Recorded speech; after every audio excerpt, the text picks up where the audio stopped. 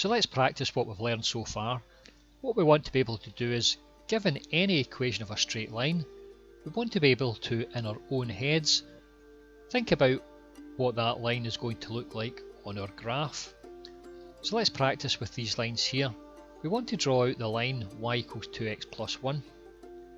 Well, the value here of our 1, that tells us where it cuts the y-axis.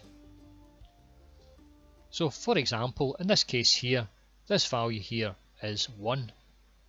So whenever x is equal to 0, so this is x is equal to 0, we'll have 2 times 0, and we just have the value of y equals 1. So whenever x is 0, the value of y is 1. So it passes this point here, 0, 1. Now whenever it passes through this point, it could pass through in any direction. It could be going that way, or it could be going this way. And what determines the direction it's going and how steep it's going is the gradient. And you can see that the gradient was given by the number just before the x, so this was our value over m. Now in this instance here, the value of m is 2. So what's that telling us? Well, it tells us that whenever we go along 1 in the x direction, we must go up 2 times 1, which is 2, in the y direction. So we have to start off at this point here, and when we go along 1, we go up 2. So we must go through this point here as well. So we could join these 2 points together, this point and that point, and we know the line's going to run up this way. Okay, so the line's going to run like that. And you could come down the other direction. You could say, let's go along -1. So what direction is it going to go now? Well, it's going to be -1 times 2, which is -2. So we come along 1, then we have to go down -2. So it must pass through this point. So you can see the line's going to run something like that. So let's put the line in and just see if it is like that. There we click on, and you can see that's exactly what we've worked out. It passes through the point 0, 1, and it's going to pass through the point here. In this instance here, it's going to be the point 1, 3, because it goes along 1 there and it goes up 2, and it gets to that point 1, 3. So that's our first line. Let's have a look at another one. Y equals x plus 1. So again, it must pass through this point here, and the gradient in this case is y equals x. So if we were to come along 1, we would go up 1. If we went along 2, we would go up 2. So you can see the line's going to run along in this direction here, and it's going to pass through this point 1. So let's try this out and see. And there you can see our line.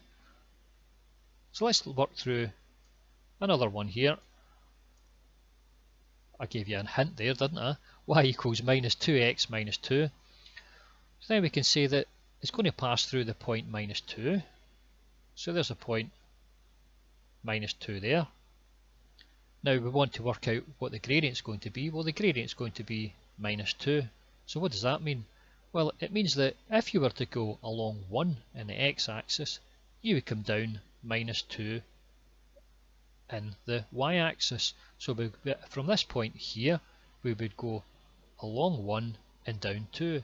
So it would also pass through this point. So that's that point and that point.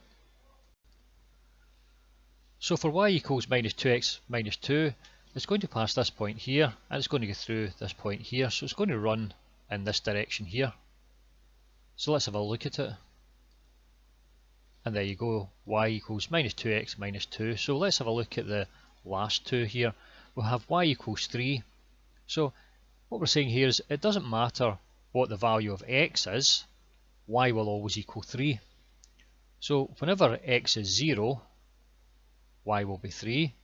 Whenever x is 1, y will be 3. Whenever x is -3, y will be 3. So we're just going to have a straight line that runs along here, parallel to the x-axis at height 3. And there you see.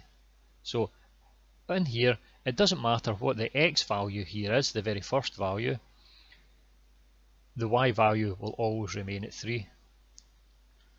So let's look at the final one. We have x equals 2.